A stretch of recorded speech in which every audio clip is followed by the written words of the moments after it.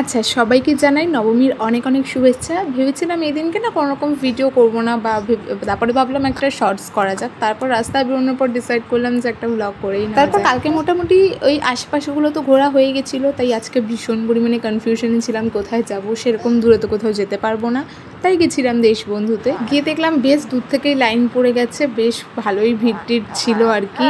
আর ঠাকুর তো অপূর্বই ছিল তুলনামূলক সব জায়গার থেকে।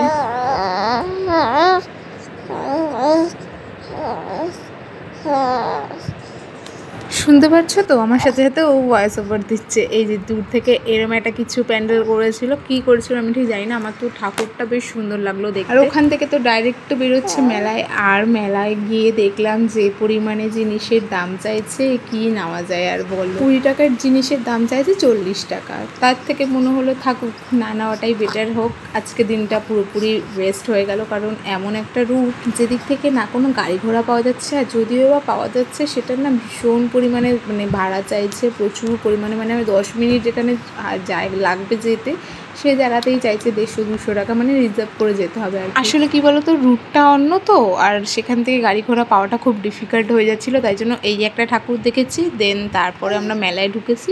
আর মেলা থেকে যথারীতি যেমন ঢুকেছি তেমনই বেরিয়ে চলে এসেছি। 2-3 জায়গায় দাঁড়িয়েছিলাম, দামটাম জিজ্ঞেস করেছি, পোষায়নি বলে আর নেওয়া হয়নি। এই যে হেয়ার ব্যান্ড নিতে ঢুকেছিলাম আর কি।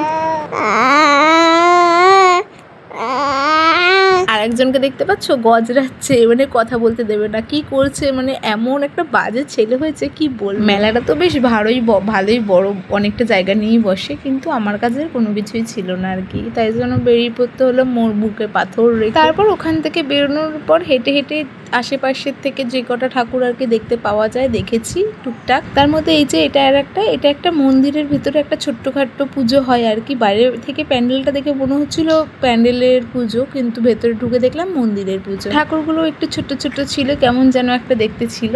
যাই হোক, ওই যে দেখো দূর থেকে দেখাচ্ছি ছোট্ট ছোট্ট ঠাকুর, কি সুন্দর কিউট দেখতে। তারপর রাস্তার মধ্যে গাড়ির জন্য বেশ খানিকক্ষণ আমরা দাঁড়িয়েছিলাম, কিন্তু কিছুতেই টোটো, অটো, বাস কোনোটাই পাচ্ছিলাম না। তাই জন্য কষ্টের সাথে বাড়ি চলে আসতে হয়েছে। আর খালি মনে মনে ভাবছিলাম, কাশ আমি সপ্তমীর দিন বেরোতাম, তাহলে আমার একটা দিন ওয়েস্ট হতো না। যাই হোক, বেটার লাক নেক্সট টাইম। তার মধ্যে আরও চলে এসেছিলাম এটা ভেবে যে পুচকু না দুপুরবেলা থেকেই খুব একটা ঘুমায়নি, ও ঘ্যান ঘ্যান করছিল। তাই জন্য ওরও ঘুম পেয়ে গেছিলো প্রথম থেকেই, কেমন একটা করছিল। সেই জন্য আর জোরাজুরি করিনি যে থাক তাহলে বাড়ি চলে যাওয়া যাক। পরের বছর তো এমনি পুচকু বড় হয়ে যাবে, তখন না হয় ঘোরা যাবে পঞ্চমী থেকে। এখন দেখেছো কথা বলতে দেবে না আমাকে, এত পাজি হয়েছে একটা।